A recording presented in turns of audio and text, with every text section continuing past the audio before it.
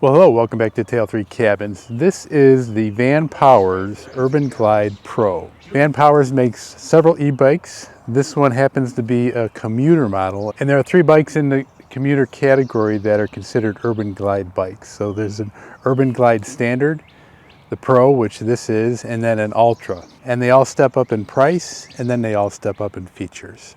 This one comes in right around $1,500, and it's got 4 pretty outstanding features on it that I was surprised about for a bike in this price range. So unpacking and assembly. You can assemble this bike in about an hour. You're probably going to spend about 15 minutes just unpacking it, cutting all of the zip ties, everything that is wrapped, all the foam that this comes with. Can spend a good 15 minutes just on doing that. The next thing that you're going to want to do is put the handlebars on. Once you have the handlebars on, you can flip this upside down. It'll be a little bit easier. You can assemble this with one person. If you have 2, it's always great to help you out. Just flipped it back up, got the speedometer on, got the bell on. You can probably do the assembly in about an hour. I did see a little confusion with some of the other people that had purchased this bike with the wiring up front, just which plug goes into where. To me, it seemed pretty much straightforward. All you have to remember is that everything that's power-wise is coming out of here at the bottom, and then you're just really, it's color-coded. So you just know that you need power for your headlamp. So you're gonna pick the same color coding down here that's feeding out of the main frame. And then you know you need power going to your speedometer. And the other place you have power is with your brake assemblies, so you can power your tail lamp and when you're hitting the brake. And let's just start from front to back. So we have 27.5-inch tires, 2.2 inches wide. There are disc brakes, and these are hydraulic disc brakes. Typically, a bike around this price range, you get mechanical disc brakes. So these are hydraulic. So that is one of the 4 outstanding features that I mentioned.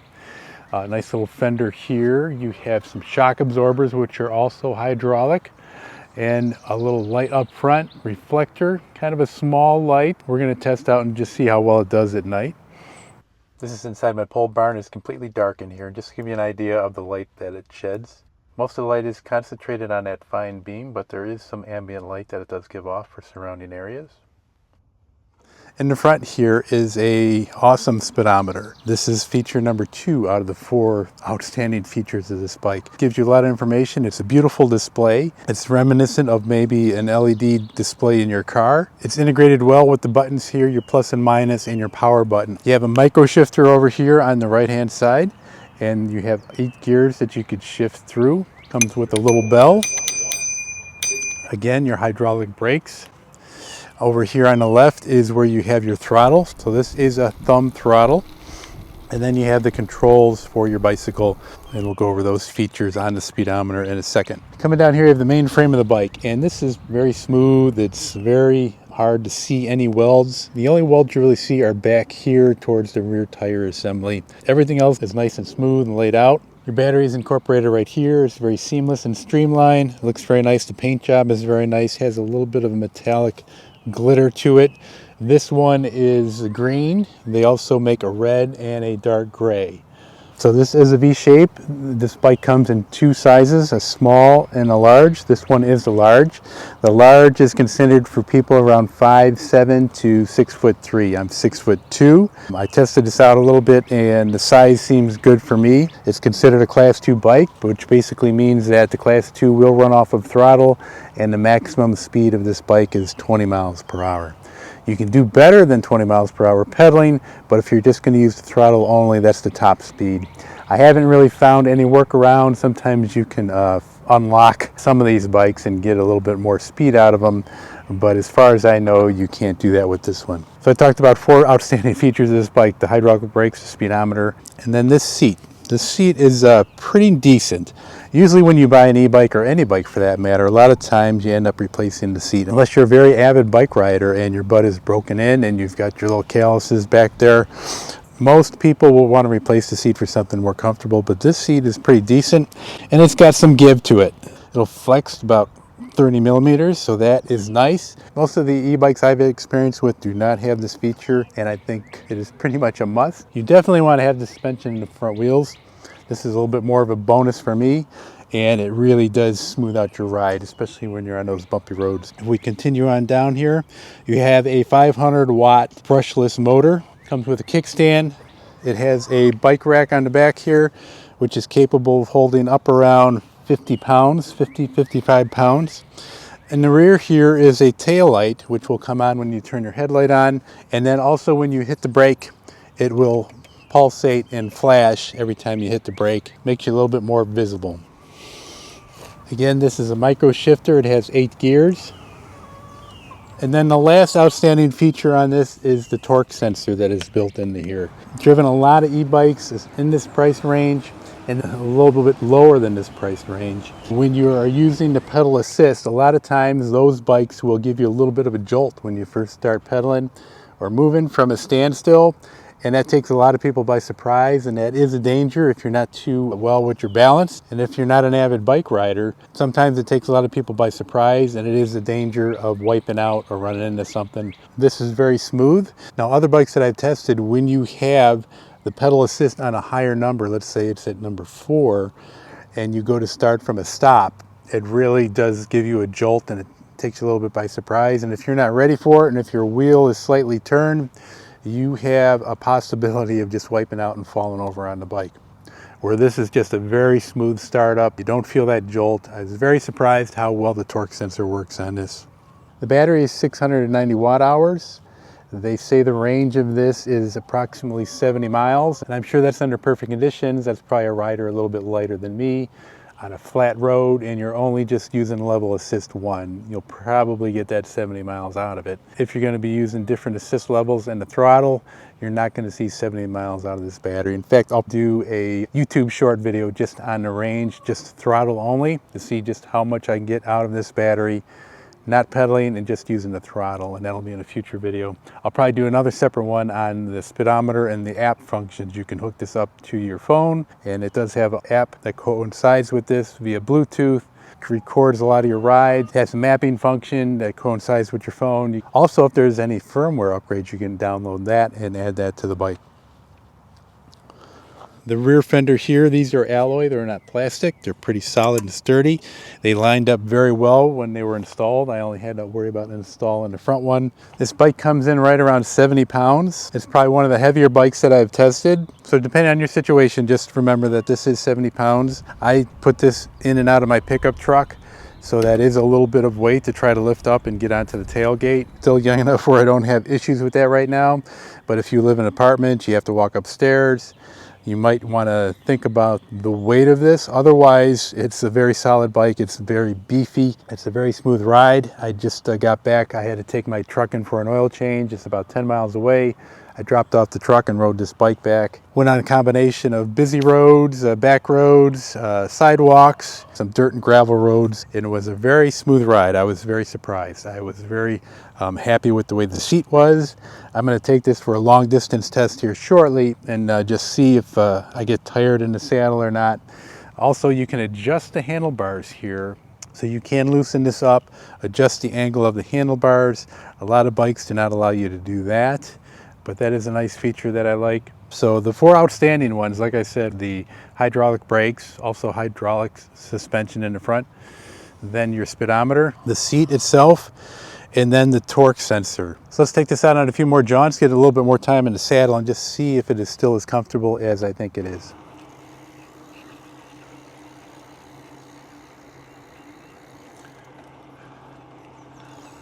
Okay, just a few notes about this bicycle. Charging a battery, it takes about 4.5 hours to 5 hours to charge the battery from when it's completely dead. The wattage that the AC charger uses is 200 watts to charge this battery up. About the last 15-20 minutes, it drops down to about 100 watts. I've got about 20 miles down on this ride so far. The bike is pretty comfortable. I've been on it for about an hour and a half right now. The seat hasn't bothered me much, like most bikes do. Even when I put a decent seat on some of my other bikes, this is actually faring better. I really think it's the little shock absorber that's built into there that helps your ride out a lot better.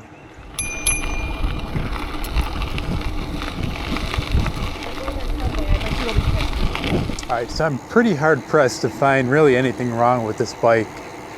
I would have to say there are 2 things though that stand out to me. One is the weight. I mentioned the 70 pounds. It is a little bit heavy to lug around. If you're a commuter, again, if you're just putting this in your garage, hopping on it, going to work and locking it up on a bike rack or something like that, well, that's probably not an issue for you. And the other thing is there's really no mounting area or any mounts pre-drilled in here for a water bottle.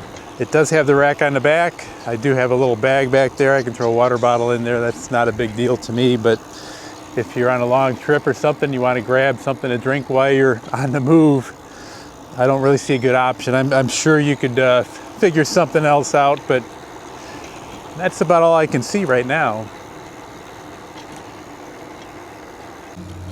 Now, there is a little bit of road noise with the vehicles going by, but this bike is a little bit quieter than most of the other e-bikes that I've tested out. Usually you can hear that hub motor. Seems quieter to me right now.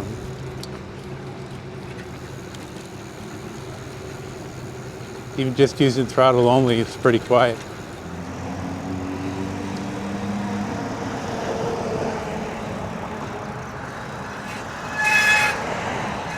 Now, using the brakes here, the brakes are really responsive. You can really have some stopping power when it comes to using the hydraulic brakes compared to mechanical. So this torque sensor is really nice, and this is very smooth. It's very gradual. Right now I have it in assist level number 3. Other e-bikes in this level would really give you a good jolt when you start pedaling. I shift some of the gears here.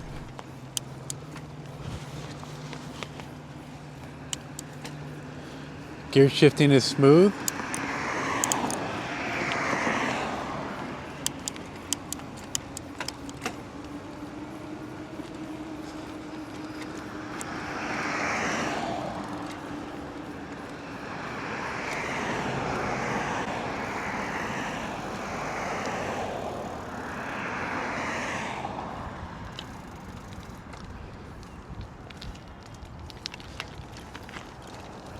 A little bit of rough terrain here.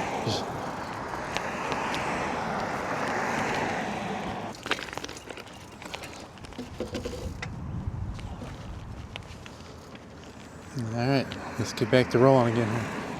Pollen is getting to me a little bit. This particular trip is really just throttle only. I have been stopping here and there to change out cameras or get different camera angles, stopping for a water break, so it's not one continuous ride. I'm gonna do a YouTube short shortly after this video comes out to just let you know what the range was using the throttle only. If you want to see that, look out for it.